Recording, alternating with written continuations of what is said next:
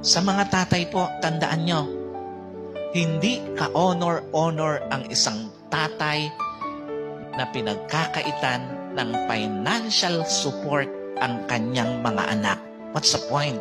Ang pagsuportang financial sa mga anak ay isang moral obligation.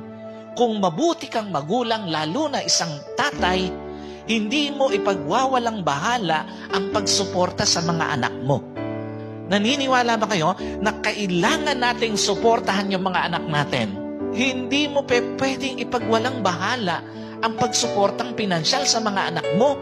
Wala kang kwentang ama kung lahat ng bisyo mo na susunod mo, pero yung mga anak mo nagugutom. Sa lahat po ng nakakarinig ng mensaheng ito, ng mga nagpapabayang magulang, lalo na tatay, wala kang kwentang tatay.